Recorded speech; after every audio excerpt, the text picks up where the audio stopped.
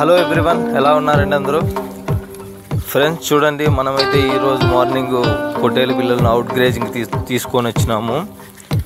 ఇవైతే సరిగ్గా మేయడం లేదండి, తగులాడుకుండేది ఎక్కువైంది. ఎందుకంటే వారం రోజుల నుంచి వర్షాలు పడి ఇంట్లోనే ఉండి రేకల్లో షెడ్డులో చాలా ఇబ్బంది పడ్డాయి.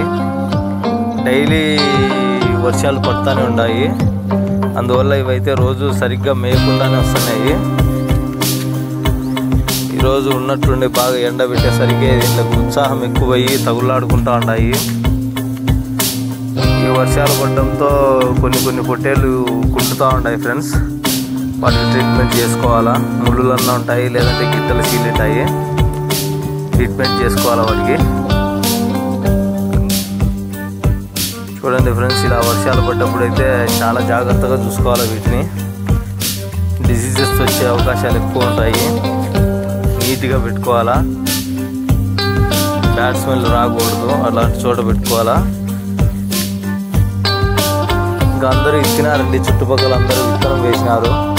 కొద్దిగా మేపుకోవడానికి కొంచెం కష్టంగానే ఉంటుంది. ఎట్లా ఒక 2-3 months కష్టపడితే తర్వాత అన్నీ మళ్ళీ ఫీల్ అవుతాయి. 1 year వరకు మళ్ళీ ఫ్రీగా మేపుకోవచ్చు.